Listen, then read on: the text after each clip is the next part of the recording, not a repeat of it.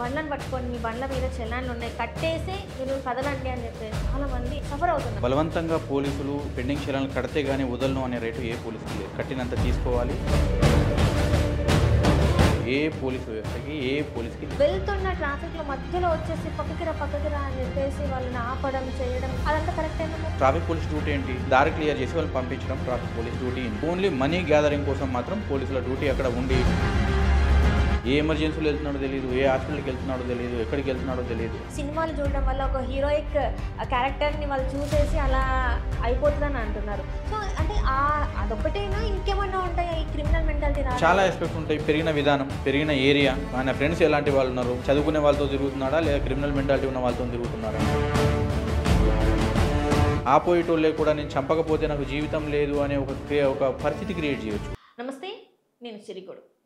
ఈ మధ్యకాలంలో అంటే హైదరాబాద్లోనే కావచ్చు ఎక్కడైనా కూడా ఈ టూ వీలర్ని పోలీసులు పట్టుకొని చలాన్లు బలవంతంగా రాయిస్తున్నారు మాతోని అని చెప్పేసి కొంతమంది బాధపడుతున్నారు. మరి నిజంగానే పోలీసులకు ఆ రైట్ ఉందా? వాళ్ళని ఆపి మీ బండిల మీద చలాన్స్ ఉన్నాయని చెప్పి వాళ్ళ దగ్గర బలవంతంగా మనీ తీసుకునే రైట్ మరి పోలీసులకు ఉందా లేదా అని మనకు తెలియజేయడానికి ఈరోజు మనతో పాటు ఉన్నారు ప్రముఖ అడ్వకేట్ నిఖిలేష్ గారు. నమస్కారం సార్. నమస్తే సార్. ఏంటంటే మేము రోజు రెగ్యులర్గా చూసేది ఏంటంటే ఆఫీస్ టైమ్స్ వచ్చే టైమే కావచ్చు, వెళ్ళే టైమే కావచ్చు, పోలీసులు బండ్లను పట్టుకొని మీ బండ్ల మీద చలాన్లు ఉన్నాయి కట్టేసి మీరు కదలండి అని చెప్పేసి చాలా మంది సఫర్ అవుతున్నారు సార్. అసలు ఈ ప్రాసెస్ ఏంటి? నిజంగానే కడితేనే వదిలేస్తారా లేకపోతే అంతేనా? పెండింగ్ చలాన్ల మీద బలవంతంగా పోలీసులు పెండింగ్ చలాన్లు కడితే గానీ వదలను అనే రేటు ఏ పోలీస్కి లేదు. బలవంతంగా పెండింగ్ చలాన్లు వసూలు చేసే డ్యూటీ కూడా పోలీసులు కాదు. కడితే కట్టినంత తీసుకోవాలి. డబ్బులు ఉంటే కట్టించుకోవాలి. అది కట్టడానికి విల్లింగ్ ఉంటే కనుక తీసుకోవాలి. లేదు అని అంటే తర్వాత కట్టుకోండి చలాన్ చేతిలో పెట్టి మీ సేవలోనో కోర్టులోనో వాళ్ళు ఎక్కడ చెప్తే అక్కడ కట్టుకునే సౌలభ్యం వాళ్ళకి ఇవ్వాలి, అవకాశం వాళ్ళకి ఇవ్వాలి. ఇలా బలవంతంగా ఎక్కడ పడితే అక్కడ నువ్వు డబ్బులు వదిలితేనే, డబ్బులు కడితేనే నేను వెహికల్ వదులుతాను, డబ్బులు తీసుకుంటేనే నేను అది చేస్తాను, లేదు అంటే వెహికల్ డిటైన్ చేసుకుని వెళ్ళిపోతానే రైటు ఏ పోలీస్ వ్యవస్థకి ఏ పోలీస్కి లేదు. కానీ మరి ఇప్పుడు మీ సిటీలోనే, నేను చెప్పేది సిటీలోనే ప్రముఖ కొన్ని ప్లేసెస్ ఉంటాయి సార్, అక్కడ పోలీసులు అంటే వాళ్ళు ఆగిపోయి వెళ్తున్న ట్రాఫిక్లో మధ్యలో వచ్చేసి పక్కకిరా అని చెప్పేసి వాళ్ళని ఆపడం చేయడం అదంతా కరెక్టేనా మరి? ట్రాఫిక్ క్లియర్ చేయడానికి ట్రాఫిక్ పోలీసులు ఉంటారు. ట్రాఫిక్ వెళ్తున్నప్పుడు మధ్యలో పట్టుకొని వాళ్ళు పక్కకు లాగి అని అంటే ఓన్లీ చలాన్ల కోసం మాత్రమే అలా చేయడం అనేది తప్పు. ట్రాఫిక్ పోలీస్ డ్యూటీ ఏంటి? ఎక్కడైనా ట్రాఫిక్ అబ్స్టాకిల్స్ ఏర్పడితే, ఎక్కడైనా ట్రాఫిక్ స్ట్రక్ అయితే జనాలకు ఇబ్బంది పడుతుంది, ఆఫీస్లోకి స్కూల్లోకి లేదా ఎమర్జెన్సీలో వెళ్ళే వాళ్ళకి ఇబ్బంది అవుతుంది అని చెప్పి వాళ్ళని దారి క్లియర్ చేసి వాళ్ళు పంపించడం traffic police duty in general. కాకపోతే ఎక్కడైతే ఓన్లీ డబ్బులు వసూలు చేయడానికి, ఓన్లీ మనీ గ్యాదరింగ్ కోసం మాత్రం పోలీసుల డ్యూటీ అక్కడ ఉండి బలవంతంగా అక్కడ ఏ ఎమర్జెన్సీలో వెళ్తున్నాడో తెలియదు, ఏ హాస్పిటల్కి వెళ్తున్నాడో తెలియదు, ఎక్కడికి వెళ్తున్నాడో తెలియదు, ఏ బ్లడ్ ఇవ్వడానికి వెళ్తున్నాడో తెలియదు, అలాంటి సిచ్యువేషన్లో డైరెక్ట్ పక్కకు లాగి నువ్వు చలాన్ కట్టండి, నీ మీద చలాన్ ఉంది అని చెప్పి అంటే వెరిఫై చేస్తారు. కాకపోతే ఒక డౌట్ మాత్రం ఎవరైతే ఇప్పుడు వెహికల్ ఉందో అతను దొంగ అని డౌట్ ఉన్నప్పుడు, క్రిమినల్ అని డౌట్ ఉన్నప్పుడు, లేదా అక్కడికి వెళ్ళే వెహికల్ మీద ఒకవేళ క్రిమినల్ యాక్టివిటీలో ఇన్వాల్వ్ అయింది వెహికల్ అని చెప్పి అనుకున్నప్పుడు అతన్ని పక్కన పిలిచేసి ఆయన వెహికల్ వెరిఫై చేసి దాన్ని ఒకవేళ క్రిమినల్ యాక్టివిటీలో ఆ వెహికల్ కనుక ఇన్వాల్వ్ అయి ఉంటే ఆ వెహికల్ని డిటైన్ చేసే రైట్ అనేది పోలీసులకు ఉంది. అంతవరకే కానీ డబ్బులు వసూలు చేసే రైట్ మొత్తం పోలీసులకు లేదు. అంటే ఇంతకుముందు ఏంటంటే నార్మల్ పోలీసులు అలా చేసేవాళ్ళు, ట్రాఫిక్ పోలీసులు కాకుండా. కానీ కొన్ని రోజుల తర్వాత ట్రాఫిక్ పోలీసులు మాత్రమే ఇట్లా ఆపే హక్కు ఉంది అని చెప్పేసి రైట్ వాళ్ళకు ఉంది అన్నారు. ఇప్పుడు ట్రాఫిక్ పోలీసులు కూడా ఒక 5-6 మెంబర్స్ పైనే ఉంటారు సార్. వాళ్ళు అసలు ఒక గుంపుగా ఉండి వాళ్ళు ఇంతమంది వెహికల్స్ ఒక 20-30 వెహికల్స్ ఆపుతూ ఉంటారు సార్. అదే అసలు ఎంత ట్రాఫిక్ అంతరాయం అంటే అంతరాయం. అండ్ అట్లనే వాళ్ళు అక్కడ ఆ జనాలు కూడా ఆ రోడ్ మీద అలా ఉండడం వల్ల పబ్లిక్కి చాలా డిస్టర్బెన్స్ అవుతుంది. అది ఆఫీస్కి వెళ్ళే టైమే కావచ్చు, ఆఫీస్ నుంచి వచ్చే టైమే కావచ్చు.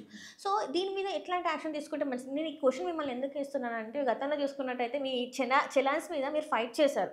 సో మీకు ఒక అవగాహన ఉంటుంది కాబట్టి నేను ఈ క్వశ్చన్ మిమ్మల్ని అడుగుతున్నాను. ఇంతకుముందు నా వెహికల్ కూడా పట్టుకున్నప్పుడు పర్వత్ నగర్ చౌరస్తాలో మాదాపూర్లో 1600 ఫైన్ ఏదో ఉన్నప్పుడు నా వెహికల్ కూడా పట్టుకున్నప్పుడు నేను అక్కడ ఛాలెంజ్ చేసి దాన్ని హైకోర్టుకి వెళ్ళి తీసుకొని బలవంతంగా లాగడానికి ట్రై చేశారు. చాలా డబ్బులు నా దగ్గర లేనప్పుడు ఇలా చేశారు, నా వెహికల్ డిటైన్ చేశారు రైట్ వాళ్ళకి లేదన్నప్పుడు హైకోర్టు నుంచి ఒక ఆర్డర్ వచ్చింది.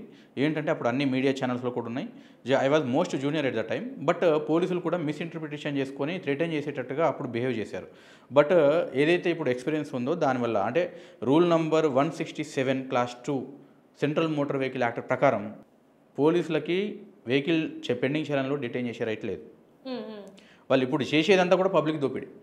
బలవంతంగా పోలీసులు ఇప్పుడు డబ్బులు లేవు, ఇప్పుడు మీరు వెళ్తున్నారు ఎమర్జెన్సీలో ఎక్కడికి వెళ్తున్నారు, మీ వెహికల్ వేరే వాళ్ళ వెహికల్ తీసుకొస్తున్నారు, అక్కడ వెహికల్ మీద 10 చాలన్స్ ఉన్నాయి, మీకు లైసెన్స్ ఉంది, ఆర్సీ ఉంది, మీ దగ్గర ఎవ్రీథింగ్ లీగల్గానే ఉన్నారు, మీరు ఎమర్జెన్సీగా ఎక్కడికో ఎగ్జామ్కో లేదు అని అంటే ఎక్కడికో మెడికల్ ఎమర్జెన్సీ మీద వెళ్తున్నారు, ఆ 10 చలాన్లు మీరు పెండింగ్ క్లియర్ చేయమంటే మీ దగ్గర అనుకోకుండా డబ్బులు లేవు, ఎలా పే చేస్తారు మీరు?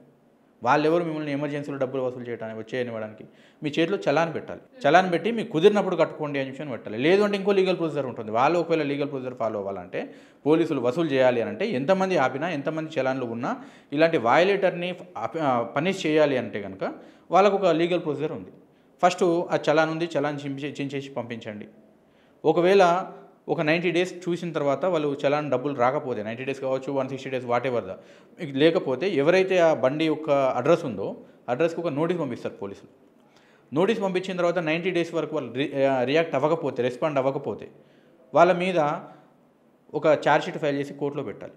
కోర్టులో పెట్టిన తర్వాత జడ్జి గారు ఒక ఆర్డర్ ఇస్తారో లేదో తెలియదు మళ్ళీ, ఎందుకంటే పిటి కేసులు చిన్న అమౌంట్కి ఇప్పుడు మీరు ఒక 1000 రూపాయల చలాన్ కోసం 1,00,000 రూపాయల బండి సీజ్ చేయమని ఏ కోర్టు దాదాపు ఇవ్వకపోవచ్చు. ఆ ఎమర్జెన్సీ క్రియేట్ చేయకపోవచ్చు.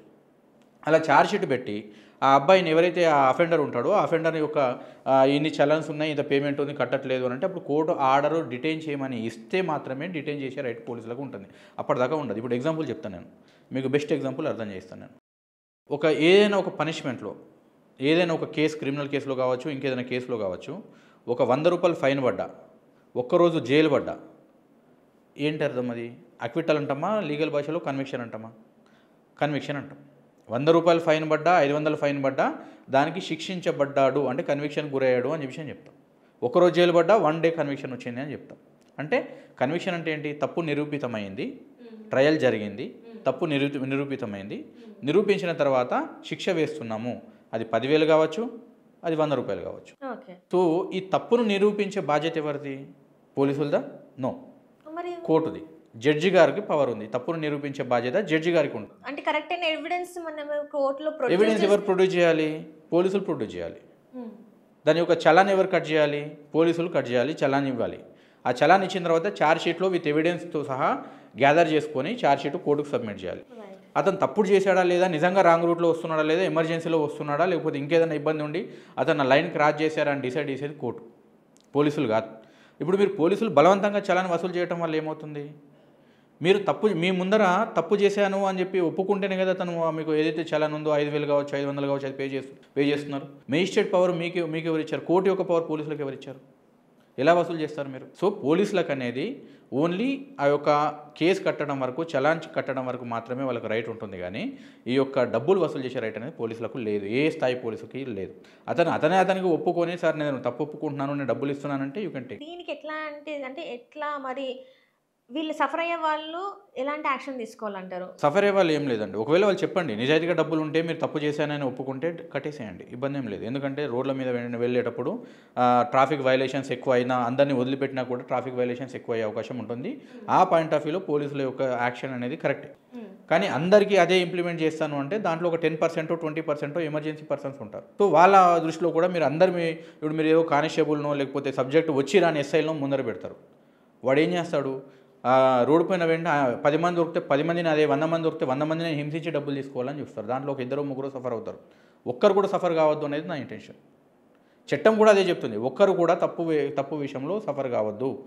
ఈరోజు కాకపోతే రేపు కడతారు, దానికి లీగల్ ప్రొసీజర్ ఉంది. You have to follow legal procedure. అంతేగాని బలవంతంగా గల్లాబట్టి, లేదంటే వెహికల్ డిటైన్ చేస్తాను, కార్ డిటైన్ చేస్తా ఉంటుందే వాళ్ళకు ఒక 2-వీలర్ 4-వీలర్, అలాంటి వాళ్ళని కూడా నేను బలవంతంగానే పోలీస్ స్టేషన్కి డిటైన్ చేస్తాను రైట్ అయితే ఏ పోలీసులకి లేదు. ఇన్ పెండింగ్ చలాన్ కేసెస్ అలాంటివి ఏమైనా మీ దగ్గరికి వచ్చాయి సార్? కేసెస్ వస్తున్నాయి, ఇప్పటికీ నాకు కాల్స్ మెసేజెస్ వస్తున్నాయి. కాకపోతే నేను గైడ్ చేస్తున్నాను. ఇలాంటి టైంలో ఒకవేళ నిజంగా కామన్ పర్సన్కి, నిజంగా ఒకవేళ సోషల్ యాక్టివిటీస్లో ఇన్వాల్వ్ అయిన పర్సన్స్, పోలీసుని క్వశ్చన్ చేయాలనే పర్సన్స్ ఉంటే వాళ్ళు ఇమీడియట్గా ఏం చేయండి అంటే, డబ్బులు లేకపోతే తప్పు లేదు, మీ డబ్బులు లేకపోతే మీకు ఇంకా ఎమర్జెన్సీ ఉంటే కనుక మీరు క్యాబో ఆటోనో బుక్ చేసుకొని వెళ్ళిపోవచ్చు. ఇమీడియట్గా పోలీస్ వాళ్ళకి, అక్కడున్న ఆపిన పోలీస్ వాళ్ళకి వెహికల్ కీస్ ఇచ్చేసి వాళ్ళు డిటైన్ చేస్తున్నామని చెప్పి ఆ చలాన్ని రాసుకొని ఆ చలాన్ తీసుకొని బయటకు వెళ్ళండి. మీరు క్యాబ్లోనో ఆటోలోనో మీ పని చూసుకోవచ్చు. ఆ తర్వాత ఆ డిటైన్ చేసే రైట్ ఒకళ్ళు లేదు కాబట్టి డిటైన్ చేస్తున్నానని ఇవ్వరు, దాదాపుగా ఇవ్వరు. మేము వెహికల్ని సేఫ్ కస్టడీ తీసుకుంటున్నాం under section 207 of motor vehicle అంటారు. కానీ వాళ్ళు డిటైన్ చేస్తున్నాను ఎక్కడ రాయరు. అంటే మళ్ళీ దొంగతనమే పోలీసులు. అది ఎస్ థెఫ్ట్ కిందకి వస్తుందా సార్? ఎస్ ఒకవేళ మీరు ఇప్పుడు ఆయన డిటైన్ చేయట్లేదు, నేను వెహికల్ని అయినా చలాన్ ఇస్తున్నాను, వెహికల్ గుంజుకుంటున్నాను అని అంటే ఇల్లీగల్ కస్టడీకి తీసుకున్నారు అంటారు. వాళ్ళ మీద దొంగతనం కేసు కూడా పెట్టవచ్చు. మీరు పక్కన ఆన్లైన్ ఎఫ్ఐఆర్ చేయండి, లేదా సిపి గారికో లేకపోతే డీసీపీ గారికి ఒక లెటర్ పంపండి, ఇట్లా ఇట్లా సో అండ్ సో బలవంతంగా నా వెహికల్ లాక్కున్నాడు, ఈ దొంగతనం కేసు కట్టండి అని చేయండి. వాళ్ళకి చట్టాలకు తెలియక కాదు, లేదా తెలిసిన కొందరు తప్పు చేస్తుంటే కొందరు తెలియక తప్పు చేస్తున్నారు, లేదా కొందరు పై ఆఫీసర్లు గవర్నమెంట్ ఒత్తిడి ఉంది కదా అని చెప్పి మిమ్మల్ని ఏం కాదు పట్టేసేయండి, 1000కి 500కి ఎవడు కోటుకుపోతాడు, ఎవడు లాయర్ని పెట్టుకుంటాడనే ఉద్దేశంతో రోడ్ల మీద పట్టుకున్నట్టయితే నాకు ఇన్ఫర్మేషన్ ఉంది. సో దీని మీద మీరు ఏమన్నా యాక్షన్ తీసుకునే అవకాశం ఉందా? మీరు ఏమన్నా పోరాడే అవకాశం? యాక్షన్ పోరాటం ముందు నుంచి చేస్తున్నామండి. పోలీసులకు యాక్చువల్గా ఏంటంటే గవర్నమెంట్ ఇనిషియేట్ చేసుకోవాలి, లేదు అంటే జెన్యున్గా వాళ్ళు ఫ్రెండ్లీ పోలీస్ ఉండాలన్నా, ప్రజలకు ఇబ్బంది కలగకుండా ఉండాలనుకున్నా కానీ ఏది కరెక్టు ఏది రైట్ అనేది పోలీసులకు ప్రాపర్ ట్రైనింగ్ ఇచ్చి మార్కెట్లో పంపి ఇక్కడ వాళ్ళకి పెండింగ్ చలను వసూలు చేసే ఉద్దేశం ఉంటే కనుక మంచిది. అఫెన్స్ చేయమని చెప్పి నేను కూడా ఎంకరేజ్ చేస్తలేను, అఫెన్స్ చేసిన వాళ్ళని వదిలిపెట్టమని చెప్పి నేను ఎంకరేజ్ చేస్తలేను, కానీ proper procedure due procedure follow అవ్వమని చెప్పి నేను చెప్తున్నాను. సో నిజంగానే మరి ఫ్రెండ్లీ పోలీసులు ఉన్నారంటారా? ఎస్ ఫ్రెండ్లీ పోలీసులు ఉన్నారు కాబట్టి ఈరోజు సమాజం అనేది ఎంతో కొంత శాంతియుతంగా ఉంది.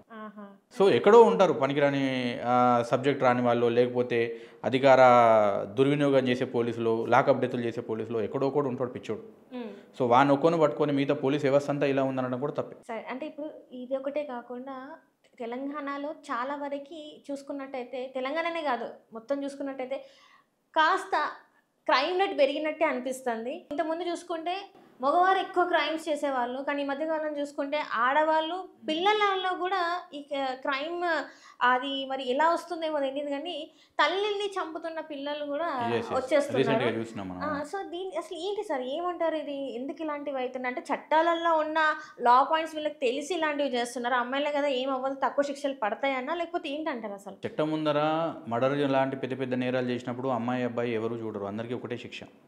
ఏదైతే మర్డర్ అఫెన్స్ ఉంటుందో తల్లిని చంపడం కావచ్చు, అంటే మైనర్ అమ్మాయి అయితే కనుక మళ్ళీ అక్కడ వేరే లాస్ అప్లికేబుల్ అయితే తక్కువ పనిష్మెంటే ఉంటుంది. తక్కువ పనిష్మెంట్, ఎస్ మైనర్స్కి తక్కువ పనిష్మెంట్ ఉంటుంది, కానీ మేజర్ అయిన తర్వాత అమ్మాయి అబ్బాయి అవన్నీ లేదు, అందరికీ సమానమే చట్టం అక్కడ. ఎందుకు సార్ ఇప్పుడు ఇక్కడ చాలా క్రూరంగా చంపింది వాళ్ళ, ఇక్కడ ఏదైతే ఇన్సిడెంట్ జరిగిందో ఆ ఇన్సిడెంట్లో వాళ్ళ అమ్మని చూడకుండా తల మీద అంత ఘోరంగా కొట్టి చంపడం అనేది చాలా చిన్న విషయం కాదు. మీరు జస్ట్ ఒక మైనర్ అని చెప్పేసి తనకి తక్కువ శిక్ష అంటే ఇదంతా మళ్ళీ వేరే వాళ్ళకు కూడా తెలిసి ఇలాంటి తప్పుడు దారిలో వెళ్ళడానికి గ్యారంటీ ఏంటి సార్? అలాంటిది కాదు, చట్టం అలా రాసి ఉంది. ఇప్పుడు ఎలా ఉందంటే మైనర్కి ఇప్పుడు ఇంతకుముందు నిర్భయ కేసు ఉంది, దాంట్లో కూడా ఒక అబ్బాయికి ఒక అబ్బాయి రేప్ చేశాడు అని ఉంది. ఆ అబ్బాయిని ఓన్లీ 3 years ఆఫ్ ఇంప్రిజన్మెంట్ ఇచ్చేసి ఆ తర్వాత ఎవరికి తెలియకుండా సమాజంలో ఉంటే కనుక చెడిపోతారు అని చెప్పి, అండ్ మళ్ళీ ఎవరైనా చంపేస్తారేమో అని చెప్పి ఉద్దేశంతో అబ్బాయిని వేరే సీక్రెట్గా వేరే ఏరియాలో పంపించేసి అతను వదిలేసి పెట్టేశారు. మిగతా వాళ్ళకు కూడా హ్యాంగింగ్ పనిష్మెంట్ ఇచ్చారు, సో డెత్ పనిష్మెంట్ ఇచ్చారు. అది ఇంప్లిమెంట్ కూడా మనం చూసాం.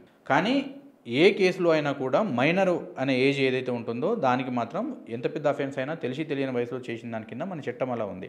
సో ఈ లూపోల్ చూసి మైనర్లు నేరం చేస్తారని కాదు, ఎవరి లైఫ్ మీద వాళ్ళకి ఇంట్రెస్ట్ ఉంటుంది. ఒకటి క్రిమినల్ మెంటాలిటీ ఉన్న వాళ్ళు మాత్రమే ఈ యొక్క అగ్రెసివ్నెస్ లేదా ఈ యొక్క పెద్ద పెద్ద మర్డర్లు ఇవన్నీ చేసే అవకాశం అయితే ఉంటుంది. లేదా ఈ మధ్య ఏమైందంటే చిన్న వయసులోనే సినిమా హీరోల్ని వాడు ఇప్పుడు మనం జనరల్గా చూస్తుంటాం, రోడ్డు మీద పోయి ఒక బూతు తిట్టినా మనం కేసు కట్టవచ్చు, చంపేస్తాను బెదిరించినా కేసు కట్టవచ్చు. సో ఇలాంటి దాంట్లో సినిమాలో చూస్తుంటే ఇప్పుడు పెద్ద పెద్ద హీరోలు చూస్తుంటే హీరోకి ఓ 10 మంది వస్తుంటే 10 మందిని కత్తి తీసుకొని పటా పటా పటా నరికేస్తాడు, ఒక కేసు కాదు. So this is one of kind of encouraging of crime, వైలెన్సే. హీరో అంటే చంపేటోడు, ఇంటర్వెల్ సీన్కి 100 మందిని చంపాలి, క్లైమాక్స్ సీన్కి 200 మంది చంపాలి. సో ఇంతమందిని చంపినా కానీ అక్కడ ఒక మర్డర్ కేసు ఫైల్ కాదు హీరో మీద, ఆ పెట్టేవాడు కూడా ఉండడు. ఇదంతా ఓన్లీ ఎంటర్టైన్మెంట్ కోసం తీస్తారు. ఇక్కడ చిన్న వయసులో తెలిసి తెలియని వయసులో మా హీరో చంపాడు, మా హీరో కొట్టాడు, మా హీరో చైన్ పట్టుకున్నాడు, మా హీరో కత్తి పట్టుకున్నాడు, వీళ్ళని సినిమాల్ని చూసి కొందరైతే సీరియల్ని చూసి కూడా తెలిసి తెలియని వయసు వీళ్ళు మేం చేస్తే ఏమవుతుందని చెప్పి కొందరు రావటం, కొందరు చచ్చిపోతారా కొడితే అని చెప్పి అనుకోకుండా కొట్టడం, ఎక్కడో ఒక దగ్గర తగలకూడని దగ్గర కన్నతకో ఇంకొక చోట తగలటం, ప్రాణం పోవటం, మళ్ళీ ఇన్ని డిటైన్ చేసి జైలుకు పంపించి ఇంప్రిజన్మెంట్ ఇవ్వటం, పనిష్మెంట్ ఇవ్వటం ఇవంతా జరుగుతుంది. రీసెంట్గా నిన్న అనుకుంటాను ఒక 19 years అమ్మాయి గొంతు కోసి చంపాడు, వీడియో వచ్చింది ఇందాక ఇన్స్టాగ్రామ్లో. ఒక అబ్బాయి ఓపెన్ హాల్లో ఇలా ఆమె ఛాతి పైన కూర్చొని బ్లేడ్తో గొంతు కోస్తున్నాడు. నేను నిన్ననే చూసేది.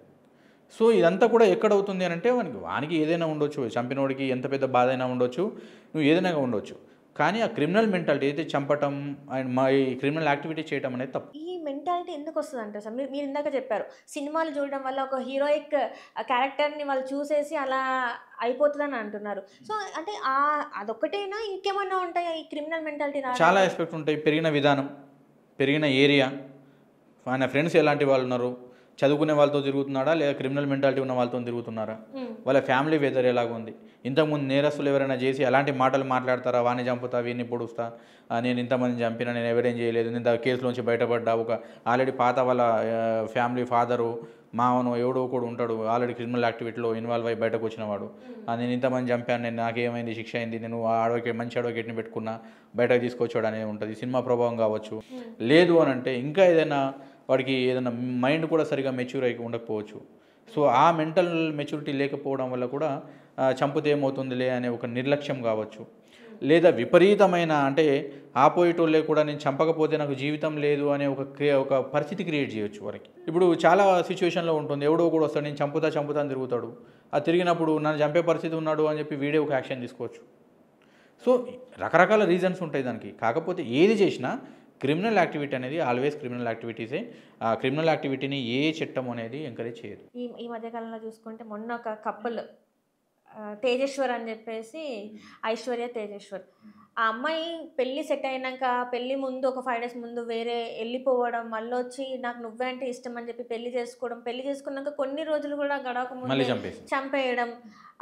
అసలు ఆ సర్వేర్ అంటే ఆయన దగ్గర నుంచి డబ్బులు తీసుకోవాలి అండ్ ఈ ప్లాన్ అంతా వేసింది ఎవరంటే ఆల్రెడీ ఉన్న బాయ్ ఫ్రెండ్తోని, తల్లికి కూతుర్ని ఇద్దరితో సంబంధం పెట్టుకోవడం. అసలు ఏంటి సార్ ఇప్పుడు ఇలాంటివన్నీ బయటకు వచ్చినప్పుడు అసలు వీళ్ళ మీద ఇలాంటి యాక్షన్స్ తీసుకుంటే క్రైమ్ రేట్ అనేది తగ్గుతుంది, ఇలాంటి ఆలోచనలు అన్నీ తక్కువైపోతాయి అంటారు అసలు? ఇదంతా కూడా ప్రీ ప్లాన్డ్ మర్డర్ అంటారు. సో నార్మల్గా అనుకోకుండా ఫైటింగ్లో మర్డర్ జరగటం వేరు. సో ప్రీ ప్లాన్డ్ మర్డర్కి 100% కన్విక్షన్ పడుతుంది. ఒకవేళ వాళ్ళు ప్రీ ప్లాన్డ్గా చేశారు, ముందే ప్లాన్ చేసుకొని చంపారు అనేది కనుక ప్రూవ్ అయితే 100% కన్విక్షన్ అవుతుంది. సో ఇప్పుడు అమ్మాయి ఆస్తి కోసం చంపిండొచ్చు. ఇంతకు ముందు ఒకటి మొన్ననే మనం మేఘాలయ హనీమూన్ మర్డర్ కేసు చూసాం, అది కూడా ప్రీ ప్లాన్ మర్డర్ కేసే. సో వీళ్ళందరూ కూడా పనిష్మెంట్ పడుతుంది. ఇలాంటి పనిష్మెంట్లు మళ్ళీ జరగొద్దు అనంటే క్రిమినల్ మెంటాలిటీ ఉన్న వాళ్ళని ఏం చేసినా మారదు. First point according to my view, criminal mentality అంటే నేర ప్రవృత్తి ఉన్న వాళ్ళది లేదా మైండ్ సరిగా లేని వాళ్ళు ఏం చేసినా మారకపోయే ఛాన్స్ అయితే ఉంది. కాకపోతే ఒకవేళ ఇలాంటి ఇంకొంచెం మార్పు తీసుకురావాలి, ఇంకొంచెం భయం అనేది క్రియేట్ చేయాలి, వాళ్ళు నేరాలు చేయకుండా ఇంకొక తరానికి మనం మెసేజ్ ఇవ్వాలంటే మాత్రం వీళ్ళు ఎవరైతే ఇప్పుడు పబ్లిష్ అయిన మర్డర్ కేసులు ఉన్నాయో, పబ్లిష్ అయిన క్లయింట్స్ ఎవరైతే పర్సన్స్ ఉన్నారో వాళ్ళకు పడ్డ పనిష్మెంట్ 100% పనిష్మెంట్ పడుతుంది. వాళ్ళ పడ్డ పనిష్మెంట్ గురించి ఎక్కువ ప్రచారం చేయాలి, అందరికీ తెలిసే విధంగా చేయాలి. మీరు ఎన్ని రోజులు ఉన్నా తప్పించుకోలేరు, ఒక క్రైమ్ చేస్తే ఏ రకంగా ఉన్నా తప్పించుకోలేరు అని చెప్పి ఒక మెసేజ్ అనేది వాళ్ళకి పోవాలి. అది పోవాలి అని అంటే పోలీసులు కష్టపడి ఇన్వెస్టిగేషన్ చేయాలి, కరెక్ట్గా సాక్ష్యాలు పెట్టాలి, అది కోర్టులో ప్రూవ్ అయ్యే వరకు వాళ్ళు ఫైట్ చేయాలి, వాళ్ళకి బోన్లో ఎక్కించి కంపల్సరీగా కేసు ప్రూవ్ చేయాలి, పీపీ గారు కష్టపడాలి. సో ఇవన్నీ ఉంటే ఆ అక్యూజ్డ్ ఏవైతే నేరస్తుడు అయితే ఉంటాడో, నిందితుడు ఎవరైతే ఉంటారో వాడు తప్పించుకునే అవకాశం అయితే ఉండదు. సో ఒక్కొనికి శిక్ష పడితే వీని చుట్టూ ఉన్న నెట్వర్క్ అంతా కూడా భయపడతారు. చాలామంది అంటారు, ఇప్పుడు నిర్లక్ష్యంతో అంటారు, ఆ కేసు అయితే ఏమవుతుంది, నేను ఎంతమంది చూడలేదు, ఎన్ని కేసులు చూడలేదు, ఆ కేసు పెట్టుకుంటావా పెట్టుకపో, కేసులతో ఏమీ కాదు, పోలీసులు ఏం బీకలేరు, ఇట్లాంటి డైలాగులు కొడుతుంటారు. కానీ కేసు అంటే ప్రతి ఒక్కరికి భయమే. ప్రతి కేసు అయినా ఎఫ్ఐఆర్ అయినా ప్రతి కేసు ఎంతో కొంత ప్రభావం చూపిస్తుంది ఎఫ్ఐఆర్ అయిన వాళ్ళ మీద, ఎంత పెద్ద రౌడీ షీటర్ మీద అయినా సరే. కాకపోతే స్ట్రిక్ట్గా పనిష్మెంట్ ఇచ్చే పరిస్థితిలో ఉంటే పోలీసులు వాళ్ళ డ్యూటీలని కరెక్ట్గా స్ట్రిక్ట్గా ఇంప్లిమెంట్ చేస్తే కనుక నేరాలు అనేవి 100% తగ్గుముఖం పట్టే అవకాశం అయితే ఉంటుంది. అంటే ఇట్లాంటి మర్డర్ కేసెస్ గురించి మనం గతంలో చూస్తుంటే ఒక వైఫ్ని కట్ చేసి కుక్కర్లో ఉడకబెట్టి చెరువులో వేసారు. ఆ కేసులో అసలు ఏం జరిగింది అనేది, ఆ కేసు అంత అయినప్పుడు ఆ 3-4 days మాత్రం చాలా బజ్ ఉంది, మీడియా అంతా మొత్తం వెళ్ళి షూట్ చేసుకొని వచ్చింది. కానీ ఆ తర్వాత ఏమైంది అనేది ఇంతవరకు తెలీదు. సో ఇట్లాంటివన్నీ అయినప్పుడు ఆ క్రైమ్ అయినప్పుడు మాత్రం అటెన్షన్ అంతా ఉంటుంది, కానీ ఆ తర్వాత ఆ కేసు ఏమైంది, అసలు అందులో ఎవరు నిందితులు ఎవరు కారు, అసలు పోలీసులు ఇన్వెస్టిగేషన్ సరిగా చేశారా లేదా, అసలు లాస్ట్గా జడ్జిమెంట్ ఏమొచ్చింది అనేది ఇంతవరకు అట్లాంటివి ఎందుకు బయటికి రావాలి? అది జరిగింది మొన్న జడ్జిమెంట్ అంత తొందరగా వచ్చే అవకాశం లేదు. పోలీసులు పూర్తిగా దాన్ని ఇన్వెస్టిగేషన్ చేయాలి, దానిలో ఎవిడెన్స్ కలెక్ట్ చేయాలి, ఛార్జ్ షీట్ పెట్టాలి, ఛార్జ్షీట్ పెట్టిన తర్వాత కోర్టుకు పంపించాలి, కోర్టుకు పంపించిన తర్వాత దాని మీద మళ్ళీ ట్రయల్ జరగాలి, ఆ సాక్షుల్ని విచారించాలి, ఇవంతా జరగడానికి దానికి ఒక డ్యూ ప్రొసీజర్, ఒక టైం ఉంటుంది. సో ఆ బ్రీతింగ్ టైం అనేది కంప్లీట్ అవ్వడానికి ఒకవేళ ఫాస్ట్ ట్రాక్ కోర్టులో వేసినా కానీ ఆ సాక్షులందరినీ విచారించి అతని నేరాన్ని నిరూపిస్తే కనుక అతనికి పనిష్మెంట్ పడుతుంది. ఇంకా కేసులో పనిష్మెంట్ వచ్చినట్లు లేదు. అదే అంటే తను చెప్పింది పోలీసుల విచారణలో అంటే బయటికి వచ్చింది, ఇది మీడియాలో బాగా వినిపించింది ఏంటంటే పోలీసుల విచారణలో నన్ను నా కుటుంబ సభ్యుల ముందు ఊళ్ళో వాళ్ళ ముందు నన్ను ఇన్సల్టింగ్గా మాట్లాడింది, అందుకే నేను ఇలాంటి తీసుకున్నా. అది కూడా ఏంటంటే తను ఒక రిటైర్డ్ ఆర్మీ ఆఫీసర్ అని చెప్పేసి మనకు తెలిసింది. సో ఊర్లో వాళ్ళ ముందు ఇంట్లో వాళ్ళ ముందు తను తక్కువ చేసి మాట్లాడారు అని చెప్పేసి వాళ్ళ పేరెంట్స్ ప్రోత్సహించారు ఇలాంటి పనులు చేయడానికి. ఆయన కూడా వాళ్ళ చెల్లి సిస్టర్ ప్రోత్సహించడం వల్ల ఇలాంటివి చేశానని చెప్పేసి తను పోలీసుల ముందు ఒప్పుకున్నారని చెప్పేసి బయటకు వచ్చింది. సార్ నిజంగా అది సాధ్యం అంటారా? వైనాట్. ఇప్పుడు వాళ్ళ ఇంట్లో వాళ్ళు ఎంకరేజ్ చేయొచ్చు, ఈయన అబద్ధం ఆడి ఇంట్లో వాళ్ళు ఎక్కించవచ్చు. కానీ వాళ్ళు చెప్పిన దాని ప్రకారం ఎంకరేజ్ చేసిన వాళ్ళు కూడా నేరస్తులే అవుతారు, క్రైమ్ని చూసి చెప్పకపోయిన వాళ్ళు నేరస్తులు అవుతారు. అలాగని పరిస్థితులు ఏ రకంగా ఉండని ఏ రకంగా పరిస్థితుల్లో కూడా నేరం చేసిన వ్యక్తి కూడా నేరస్తుడే అవుతాడు. సో డెఫినెట్గా వాళ్ళ మీద ఎఫ్ఐఆర్ అయింది, వాళ్ళందరినీ విచారిస్తారు. విచారించిన తర్వాత ఒరిజినల్ నిజాలు ఏంటనేది అకార్డింగ్ టు ఎవిడెన్స్ టేబుల్ మీద, జడ్జి గారి టేబుల్ మీద ఉంచిన ఎవిడెన్స్ ప్రకారము నిరూపితమైన వాళ్ళు మాత్రమే నేరస్తులుగా పనిష్మెంట్ అనుభవించడానికి అర్హులు. ఒక కేసులో ఎంత టైం పట్టే అవకాశం ఉంటుంది sir? Depends on evidence, depends on situations. So ఇప్పుడు మీరు ఒక కేసులో 100 మంది విట్నెస్లు పెట్టారు, 100 మందిని విట్నెస్ని ఎంక్వైరీ చేయాలంటే it will take lot of time.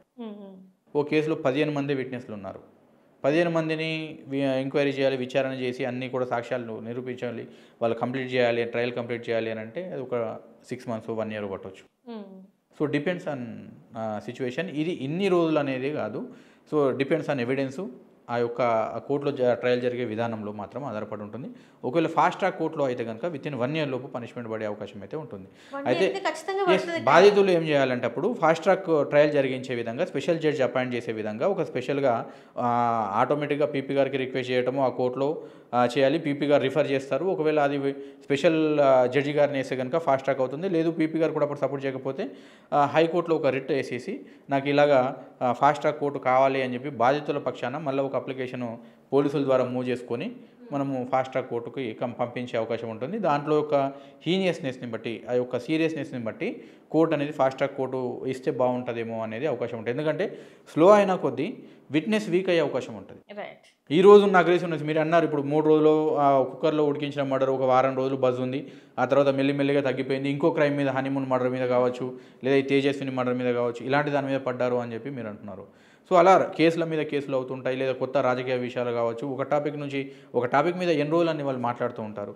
So ఆటోమేటిక్గా మళ్ళీ అది పోలీస్ స్టేషన్ నుంచి కోర్టుకి వెళ్తుంది, కోర్టులో కోర్టు తన పని తాను చేసుకుంటుంది, చట్టం తన పని తాను చేసుకుంటుంది. సో వీళ్ళు బాధితుల పక్షాన ఉండే పేరెంట్స్ కావచ్చు, ఇంకా వాళ్ళు ఎవరైనా కావచ్చు, వాళ్ళు స్పెషల్ ఇంట్రెస్ట్ తీసుకొని వాళ్ళు కూడా సరైన వేలో కష్టపడుతూ వాళ్ళు ఒక ఫాస్ట్ ట్రాక్ కోర్టును ఏర్పాటు చేయించగలిగితే కనుక వితిన్ షార్ట్ పీరియడ్లో దాని పనిష్మెంట్ వచ్చే అవకాశం అయితే ఉంటుంది. ఇప్పుడు ఏంటంటే పోక్సో, ఈ పోక్సో యాక్ట్ దీని ఏదైతే చిన్నపిల్లల మీద అండర్ 18 లోపు ఉన్న వాళ్ళ మీద ఏదైనా లైంగిక దాడిగా అంటే ఇంకేదైనా జరిగితే వీళ్ళ మీద ఈ యాక్ట్ పడుతుంది. అయితే ఇప్పుడు చాలామంది దీన్ని అడ్డుగా పెట్టుకొని చాలా మంది మీద ఈ కేసులు చేస్తున్నారు, చాలా మందిని అమాయకులు నిరికిస్తున్నారు, కేసులు పెడుతున్నారు అని చెప్పేసి. ఇప్పుడు వాళ్ళ పని జరగకపోతే వాళ్ళ మీద పోక్సో యాక్ట్ పోలీసుల దగ్గరికి వెళ్ళి ఎఫ్ఐఆర్ ఫైల్ చేయడం ఇలాంటివన్నీ జరుగుతున్నాయని చెప్పేసి కొంతమంది వాదన. అదే మరి ఈ పోక్సో యాక్ట్ వల్ల మరి ఇలాంటి అమాయకుల్ని రక్షించుకునేది ఎలా అంటారు సార్? వాళ్ళని వాళ్ళు రక్షించుకోవాలి. ఇప్పుడు కోర్టు అనేది పోలీసులు పెట్టిన ప్రతి కేసు మీద యాక్షన్ తీసుకోదు, ప్రతి కేసు మీలో పనిష్మెంట్ ఇవ్వదు. అది పోక్సో కావచ్చు, మర్డర్ కేసు కావచ్చు, ఎన్డీపీఎస్ కావచ్చు. పోలీసులు 10 మంది నేరస్తులను రాస్తారు, 10 మందికి శిక్ష చేయడానికి కోర్టు రెడీగా ఉండదు. ఒరిజినల్గా ఎవరైతే నేరస్తులు ఉంటారో వాళ్ళకి మాత్రమే పనిష్మెంట్ ఇస్తుంది. సో ఇప్పుడు మీరు పోక్సో కేసు అయినా ఇప్పుడు కోర్టు సినిమా చూసాం, దాంట్లో కూడా ఒక ఇన్నోసెంట్ని ఫాల్స్ కేసు ఒత్తిళ్లకు లోబడి పోలీసులు ఫాల్స్గా ఇన్వాల్వ్ చేస్తారు. సో దాంట్లో మనం ఏం జరిగిందో కూడా చూసాం. సేమ్ అంతేందుకు వేరే వాళ్ళు అవసరం లేదు, నా క్లయింట్సే ఉన్నారు, నా క్లయింట్స్ మీద ఇద్దరి మీద పోక్సో కేసు ఫాల్స్ కేసు పెట్టారు. Still false case. సో అమ్మాయి ఇప్పుడు ఎలా ఉంటుందంటే కేసు అది ఒక పల్లెటూరు, దాంట్లో చట్టం తెలీదు, చదువుకోలేదు ఎవరు. ఒక పల్లెటూరు ఒక అమ్మాయి అనుకోకుండా తను ప్రెగ్నెంట్ అయింది. ప్రెగ్నెంట్ అయిన తర్వాత అబార్షన్ జరిగింది. ఆ అమ్మాయి అబార్షన్ చేయించుకుంది. ఎక్కడో ఆ యొక్క ఫీటస్ని ఎక్కడో పడేసింది వాగులో. అనుకోకుండా ఊరి వాళ్ళు జస్ట్ 5-6 మంత్ ఫీటస్ అది. ఊరి వాళ్ళ ఫీటస్ని చూసిన తర్వాత వాళ్ళు పోలీసులకు ఇన్ఫార్మ్ చేసిండ్రు. పోలీసులకు ఇన్ఫార్మ్ చేయకుండా ముందు వాళ్ళ ఊరి సర్పంచ్కి ఇన్ఫార్మ్ చేసిండ్రు. సర్పంచ్కి ఇన్ఫార్మ్ చేస్తే సర్పంచ్ ఏం చేశాడు, ఎవరిదే ఉంటుంది ఏం చేద్దాం అది ఇది అని ఒక ఆలోచన స్కెచ్ చేసి ఆయన ఏం చేశాడు అంటే, అంతకుముందు ఆ ఊర్లో గణపతుల ప్రోగ్రాం అప్పుడు 2 యువకులు వాళ్ళతో గొడవ పెట్టుకున్నారు సర్పంచ్తో. వాళ్ళు ఏం చేశారు అంటే, వీళ్ళ మీద అనుమానం ఉంది అనే ఉద్దేశంతో ఆ సర్పంచ్ పోలీసులని మిస్గైడ్ చేసి ఆ ఇద్దరు పిల్లల్ని ఆ పోక్సో కేసులో వీళ్ళ వల్లే వచ్చింది అని చెప్పి అమ్మాయిని చూపించి వీళ్ళ వల్లని ఇద్దరు వాళ్ళని ఇన్వాల్వ్ చేశారు. మేమేం చేసాం, దాన్ని పోక్సో కేసు పెట్టించారు, ఇంక వాళ్ళని రిమాండ్ చేశారు ఇద్దరిని. అది బెయిల్ మా దగ్గరకు వచ్చింది. బెయిల్ ఇమీడియట్గా మేము వేయలేదు. ఇమీడియట్గా ఏంటంటే ఇన్వెస్టిగేషన్ చేశాను నేను. ఇన్వెస్టిగేషన్ చేస్తే అమ్మాయి అసలు మైనరే కాదు, అమ్మాయి మేజర్ 18 years 10 months అని తెలిసింది. అమ్మాయి మేజర్ అని తెలిసిన తర్వాత పోక్సో కేసు ఎట్లా అట్రాక్ట్ అవుతుంది? సో మళ్ళీ ఏం జరిగిందిరా బాబు అని అంటే, వీళ్ళు ఇట్లా సర్పంచ్ గారు మమ్మల్ని ఇరికిచ్చారు సార్, ఒరిజినల్ నేరస్తులు వేరే వాళ్ళు ఉన్నారు అని చెప్పి మాకు చెప్పారు. సో అమ్మాయి యొక్క bonafide certificate, date of birth certificate తీసుకొని మేము బెయిల్ వేసి కోర్టులో వేసాం. ఫస్ట్ బెయిల్ రిలీజ్ చేశారు జడ్జి గారు.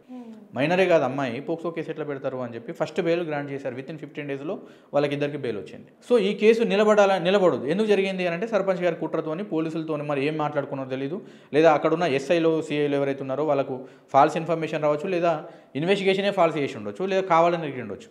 ఆ ట్రయల్ జరుగుతుంది. డెఫినెట్గా ట్రయల్ జరిగిన తర్వాత మళ్ళీ పోలీసుల మీద రివర్స్ కేసు పెడతాం. ఈ అబ్బాయిల తరఫు నుంచి పోక్సో కేసులో ఎట్లయితే వాళ్ళని ట్రయల్ ఫేస్ చేసి ఏ అమ్మాయికులు నిరికిచ్చారో ఆ కేసు 100% అక్విటల్ అవుతుంది. అక్విటల్ అయిన తర్వాత పోలీసుల మీద రివర్స్ కేసు పెడతాం. ఛాన్స్ ఉంటుంది కదా. పూర్తి ఇన్వెస్టిగేషన్ చేయకముందు మీకు ఏది కనిపిస్తే దాని మీద రాసేసి చేసే కేసా? మీకు చట్టం చదవాలి, మీకు ట్రైనింగ్ ఇస్తారు కదా, సైకలాజికల్ ట్రైనింగ్ ఇస్తారు, క్రిమినల్ యాక్టివిటీ ట్రైనింగ్ ఇస్తారు, ఐపీసీలు బిఎన్ఎస్లు ట్రైనింగ్ ఇస్తారు. మీ సీనియర్ మీకు తెలియకపోతే సీనియర్లు అడగాలి. లేకుండా అవన్నీ ఏం లేకుండా మీకు ఎవడో ఇన్ఫర్మేషన్ ఇచ్చిండని రాయటం, ఇన్వెస్టిగేషన్ చేయకుండా వాడి మీద ఛార్జ్ షీట్ రాయటం, ఎవరు చెప్పాడు మీకు ఇది ఫాల్స్ కేసు పెట్టమని చెప్పి? ఫాల్స్ కేసు పెడితే పోలీసులకు కూడా పనిష్మెంట్ ఉంటుంది, అది కేసు పూర్తి అయిన తర్వాత. ఎవరికైనా అట్లాంటివి జరిగినాయి అసలు 100%. ఎందుకు నంబి నారాయణ కేసులో అప్పుడు నంబి నారాయణ తెలుసా మీకు? నాకు అంత ఐడియా లేదు. సో మనకు పాకిస్తాన్ ఏదో ఇండియా యొక్క ఇది మాధవన్ గారు సినిమా కూడా తీశారు దీని మీద, నంబి నారాయణది, ఒక సైంటిస్ట్ అయిన రాకెట్ అదండి, అది రాకెట్ సైన్స్ సంథింగ్ ఏదో పాకిస్తాన్కి ఒక ప్లాన్ అమ్మారు, లేని ప్లాను అని చెప్పి కేసేసి ఆయన్ని విపరీతమైన హరాజ్ చేసి ఆయన కెరీర్ మొత్తం లాస్ చేసిన ఒక ఎస్ఐ, ఒక డీసీపీ స్థాయి వ్యక్తి ఆయనని 20 సంవత్సరాలు హరాస్మెంట్ చేశారంటే ఆ కేసులో ఇరికిచ్చినందుకు ఆయన 20 సంవత్సరాలు ఈ కోర్టులో పోతే ఆ కోర్టులో పోతే ఇంక పైన కోర్టు అప్పీల్ చేసుకుంటూ మొత్తానికైతే సుప్రీంకోర్టు దాకా అక్విటల్ అయ్యారు కేసు. అయిన తర్వాత ఏమైంది, మళ్ళీ ఆయన రివర్స్ కేసు పెడితే ఆ సిఐని, ఈవెన్ దో డీసీపీ స్థాయిలో ఉన్న వ్యక్తి రిటైర్డ్ అయిపోయి ఉన్నా కూడా ఆ డీసీపీ మీద కేసు పెట్టి మళ్ళీ వాళ్ళని రిమాండ్ చేశారు. సిఐని రిమాండ్ చేశారు, డీసీపీని రిమాండ్ చేశారు. నీకు ఫైట్ చేయగలిగే కెపాసిటీ ఉండాలి, ఫైట్ చేయగలిగే కరెక్ట్ నీకు ఒక మొండితనం లేదా ఒక స్పృహ ఉండాలి. కానీ ఫాల్స్ కేసులు పెడితే 1% కూడా భయపడే అవసరం లేదు. కరెక్ట్గా ఫైట్ చేయండి, చట్టం నేర్చుకోండి, మీ ప్రొసీజర్లోనే మీకు చట్టం తెలుస్తుంది. మీరు బయటపడ్డ తర్వాత ఎవడైతే ఫాల్స్ కేసు నిజంగా ఇన్వాల్వ్ చేశారో మిమ్మల్ని, మీ మీద ఇన్వోక్ చేశారో వాళ్ళ మీద రివర్స్ కేసు పెట్టండి. వాడు పోలీస్ కూడా అయితేంది, నా ఎవడైతే ఫాల్స్ కంప్లైంట్ ఇచ్చిన చాలా మందికి భయం కదా సార్. ఇప్పుడు ఎంత చట్టం తెలియక భయం, తెలిస్తే భయం ఉండదు, తెలిసి తెలియకుండా భయం ఉంటుంది. తెలిస్తే 100% భయం ఉండదు. పోలీసులు ఎవరు, వాళ్ళు కూడా చట్టానికి లోబడే ఉండాలి కదా. వాళ్ళకి డ్యూటీ ఇచ్చింది అరాజ్ చేయమని చెప్పి కాదు, చట్టాన్ని శాంతి భద్రతల్ని కాపాడమని, చట్టాన్ని ఇంప్లిమెంట్ చేయమని చెప్పి. అంతేగాని వాళ్ళ పోలీసులు అయినంత మాత్రాన నాకు ఏదనిపిస్తే అది 5 సంవత్సరాలు కొట్లాడతాడు, ఒకసారి కేసు పెడితే 10 ఏళ్ళు కోర్టు చుట్టూ తిరుగుతాడు అని చెప్పి ఫాల్స్ కేసులు పెట్టడం కాదు. ఫాల్స్ కేసుల మీద చాలామంది ఉన్నారు. చాలా మందిలోంచి ఒక ధైర్యవంతుడు, 2-3 ధైర్యవంతులు ఉండి, ధైర్యం కూడా అవసరం లేదండి, చట్టం తెలుసుకోమని చెప్పండి చాలు. చట్టం తెలుసుకొని కొంచెం అవగాహన పెంచుకుంటే మీ మీద ఫాల్స్ కేసు పెట్టిన ఎస్ఐ కావచ్చు, సిఐ కావచ్చు, అది ఏసీపీ స్థాయి డీసీపీ స్థాయి వ్యక్తి ఉన్నా 100% వాళ్ళ మీద రివర్స్ కేసు పెట్టవచ్చు. మీరు ఈ జనరేషన్లో సార్ చాలా వరకు ఈ కోర్టు కూడా మాకు లివింగ్ టుగెదర్ అనే దానికి ఒప్పేసుకుందని చెప్పేసి చాలా మంది ఏంటంటే ఇల్లీగల్ అఫైర్స్కి వచ్చేస్తున్నారు. ఈ ఇల్లీగల్ అఫైర్స్ ఏమవుతున్నాయంటే ఇటు సైడ్ వాళ్ళైనా చనిపోతున్నారు, లేకపోతే వదిలేసి వచ్చిన వాళ్ళైనా చనిపోతున్నారంటే ఇక్కడ వాళ్ళు సూసైడ్ చేసుకోవడం ఒకటైతే ఆ పర్సన్లో ఎవరో ఒకరు పార్ట్నర్స్లో ఇటు సైడ్ మేల్ అయినా ఫీమేల్ అయినా, లేకపోతే పెళ్లి చేసుకున్న మేల్ అయినా ఫీమేల్ అయినా చంపేస్తున్నారు. ఒకటి ఏమంటే దూరం అయిపోయారన్న బాధతో ఒక పార్ట్నర్ చనిపోతే, ఇంకొకటి ఏంటంటే ఎట్లయినా చేసి వీళ్ళు మనకు ఉండొద్దు అని చెప్పేసి చంపేస్తున్నారు. ఏంటంటారు సార్? ఇప్పుడు మనం మేఘలాది అంటే పెళ్ళైనాక ఇదేంటంటే అఫేర్ పెట్టుకున్నాక ఏంటి సార్ ఇది, దానికి దీనికి డిఫరెన్స్ ఏంటంటారు? డిఫరెంట్ ఇన్ ద సెన్స్ ఇప్పుడు సరైన వాళ్ళకి ఆలోచన విధానం సరిగా లేదు అని అంటాను. ఆలోచన విధానం ఇప్పుడు ఎవరైతే ఇప్పుడు ఎంతోమంది పెళ్ళైన తర్వాతనే విడిపోతున్నారండి. అవును సార్. పెళ్ళైన తర్వాత పిల్లలు ఉన్న తర్వాత నచ్చక విడాకులు తీసుకోవటం కొందరు, భార్యాభర్తలుగా దూరం ఉండటం కొందరు. మీరు పెళ్ళే కాలేదు, మీరు పెట్టుకుంది ఎఫ్ఐఆర్ కావచ్చు, లవ్ కావచ్చు, నిజంగా ఇంట్లో ప్రాబ్లం వల్ల మీరు విడిపోయి ఉండొచ్చు. విడిపోయినంత మాత్రాన ఏం జరుగుతుంది? ఎవరి దారి వాళ్ళు చూసుకోండి. కలవటం కుదరదు అనే విషయం తెలిసినప్పుడు ఎవరి దారి వాళ్ళు చూసుకొని ఇంకొక లైఫ్లో ఇంకొకరితో హ్యాపీగా ఉంటామనేది నేర్చుకోవాలి. అఫ్కోర్స్ మీకు బాధ అనిపిస్తుంది విడిపోయినప్పుడు, నన్ను ఒక అమ్మాయి మోసం చేసిందనే ఇంటెన్షన్ కావచ్చు, లేదా ఒక అబ్బాయి మోసం చేసిండనే ఒక బాధ కావచ్చు. మిమ్మల్ని ఒక వారం రోజులు, 1 month 3 months ఇంకా డీప్గా వెళ్ళి ఉంటే కనుక ఒక 1 year మీకు బాధ ఉండొచ్చు. బాధపడండి ఉన్న రోజులు. లేదు అని అంటే ఎక్కడైనా టూర్కి ఎంజాయ్ చేయండి, లేదా ఫ్రెండ్స్ని తీసుకోనండి, సినిమాలకు వెళ్ళండి, ఇంకొక రూట్ ఆలోచించి ఆ బాధను ఎట్లా తగ్గించుకోవాలని ఆలోచించాలి. కానీ దానివల్ల నన్ను మోసం చేసిందని అని చెప్పి చంపేస్తే ఆమె చచ్చిపోతుంది, నువ్వు మళ్ళీ కోర్టు చుట్టూ తిరగాలి, నువ్వు జైలుకి పోవాలి, మళ్ళీ 14 సంవత్సరాలు నీ లైఫ్ అనేది జైల్లో గడపాలి. అంటే నీకు ఇంకో కాన్సిక్వెన్సెస్. అంటే నేరం చేసేటప్పుడు వాళ్ళకి తెలియదు నేను చంపేస్తున్నా విషయం చెప్పి విషయం వాళ్ళకి తెలియదు. చంపేసేటప్పుడు ఒక ఆవేశం మాత్రమే ఉంటుంది. చంపకముందు ఎంతసేపు నేను చంపేయాలి అనే ఒక ఇంటెన్షన్ మాత్రమే ఉంటుంది.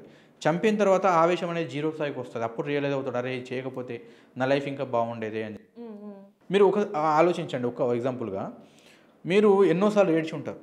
ప్రతి లైఫ్లో ఏడుపు అనేది, బాధ అనేది కామన్. ఒక 1 year వెనుక కావచ్చు, ఒక 6 months, ఒక 2 years, 10 years బ్యాక్ కావచ్చు. అప్పుడు మీకు ఆ ఒక బాధ అనిపించినప్పుడు ఏడుస్తారు. ఇంతకన్నా ఎక్కువ బాధ నేను లైఫ్లో అనుభవించలేదనే ఇంటెన్షన్ కూడా రావచ్చు. కానీ ఆఫ్టర్ లాంగ్ టైం, కొంత టైం తీసుకున్న తర్వాత ఆ బాధ అనేది హీల్ అయిపోతుంది. మేబీ గుర్తు కూడా ఉండకపోవచ్చు. ఇప్పుడు ఏమైంది? మీరు ఇప్పుడు నవ్వుతూ ఉన్నారు. మీరు ఇంతకుముందు ఒక 1 year కింద ఏడ్చారు, ఏదో ఒక ప్రాబ్లం వచ్చిందని. ఇప్పుడు నవ్వుతూ ఉన్నారు అంటే 1 year కింద ఏడ్చిన ఏడుపుకు అర్థం లేదు, అప్పుడు బాధ వేస్ట్. అలాగే కోపం, ఏ నెగిటివ్ ఎమోషన్ అయినా కానీ మీరు దానికి ఏదైనా ఇంకొక యాక్షన్ జోడించారంటే దానివల్ల ఇంకో కాన్సిక్వెన్సెస్ అనేది మీరు ఫేస్ చేయాల్సి వస్తుంది. అంతేగాని ఒకవేళ నెగిటివ్ ఎమోషన్లో పడి దాన్నే కంటిన్యూ చేసుకుంటారంటే అదే ఎమోషన్లో జీవితం మొత్తం నాశనం, బర్బాద్ చేసుకోవాలి. ఇప్పుడు అబ్బాయిలు కోరుకునేది ఏంటంటే, మాకు ఏదైతే కొన్ని సెక్షన్స్ ఉన్నాయో డొమెస్టిక్ వైలెన్స్ కావచ్చు, ఏదైనా కూడా అమ్మాయిలకు కూడా అలాంటి సెక్షన్స్ ఈక్వల్ ఉండాలి, వాళ్ళకు కూడా శిక్షలు ఈక్వల్గా పడాలి. ఇలా మేజర్ పనిష్మెంట్లో క్రిమినల్ మేజర్ యాక్ట్లో 100%గా ఈక్వల్ చట్టాలు ఉన్నాయి. అబ్బాయిలకి ఏదైతే మర్డర్ చేసే కన్విక్షన్ ఉందో అమ్మాయిలకు కూడా మర్డర్ చేస్తే అదే కన్విక్షన్ రేట్ ఉంది. అదే ఇయర్స్ ఇస్తారు, అదే 14 సంవత్సరాలు ఇస్తారు, అదే లైఫ్ ఇస్తారు. నేర తీవ్రతను బట్టి వాళ్ళ యొక్క చేసిన విధానాన్ని బట్టి పనిష్మెంట్ ఇస్తుంది కోర్టు. అమ్మాయిలకు తక్కువ పనిష్మెంట్ అని ఎవరు ఇచ్చారు? మైనర్ మేజర్కి తక్కువ పనిష్మెంట్. అంటే ఈ ఒకవేళ మేజర్ అయి ఉంటే మాత్రం ఖచ్చితంగా ఈక్వల్ ఉంటుంది, జెండర్ ఈక్వాలిటీ ఉంటుంది పనిష్మెంట్లో. ఒకవేళ అమ్మాయి మర్డర్ చేసింది కదా అని చెప్పి అమ్మాయికి 5 సంవత్సరాలు తక్కువ వేస్తామని అలాంటిది ఏమి ఉండదు. ఎవరు మరి బాగా సోషల్ మీడియాలో మాకు కూడా ఈక్వల్ లా ఉండాలి, అబ్బాయికి అన్యాయం జరుగుతుందని చెప్పి ఈక్వల్ లా సోషల్ మీడియా ఉండేది దీనివల్ల కాదు. నాకు తెలిసి నేను ఎక్కువ వినేది ఏంటంటే 498 కేసులు పెళ్ళైన తర్వాత అమ్మాయికి ఎక్కువ రైట్స్ ఉంటాయి, అబ్బాయికి తక్కువ రైట్స్ ఉన్నాయి, లేదా అమ్మాయికి ఎక్కువ కేసులు పెట్టే అవకాశం ఉంటుంది, అబ్బాయిలకు తక్కువ కేసులు పెట్టే, భార్య మీద తక్కువ కేసులు పెట్టే అవకాశం ఉంటుందని ఈ దాని మీద ఈక్వల్గా చేస్తున్నారు. కానీ సో ఇప్పుడు అంతెందుకండి, ఇప్పుడు మనం ఇప్పుడు మార్కెట్లో చూసింది ఒక 2-3 మర్డర్లు. ఒకటి హనుమాన్ మర్డర్ కేసు కావచ్చు, అది వెంటనే జరిగాయి. అంతకుముందు కూడా చాలా జరిగాయి. మీరు చెంచల్ కూడా జైలుకి వెళ్ళండి, 1500 మంది లేడీస్ ఉంటారు దాంట్లో పనిష్మెంట్ అనుభవించిన వాళ్ళు, లేడీస్ నేరం చేసిన వాళ్ళు. వాళ్ళందరి చరిత్రలు వాళ్ళందరి యొక్క వైరల్ అవ్వలేదు. చేయండి అంటే ఇప్పుడు ఒకటేసారి వెంటనే ఒక 3-4 జరిగే ఇన్సిడెంట్లు కాబట్టి దీని మీద ఇంత ఒక డిస్కషన్ జరుగుతున్నది. ఇక సోషల్ మీడియాలో తెలుసు కదా, ఒకసారి మర్డర్ చేసి ఒక చిన్న వీడియోను పోస్టో పెడితే అన్ని సోషల్ మీడియాలో ఈరోజు జరిగినట్టుగా 100ల కొద్ది పోస్టులు చేస్తారు. సో దానివల్ల దాని ఇంపాక్ట్ ఎక్కువ కనిపిస్తుంది.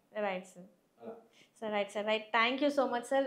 అంటే మాకు ఏవైతే డౌట్స్ ఉన్నాయో వాటిని చాలా క్లియర్గా క్లారిఫై చేశారు. Thank you.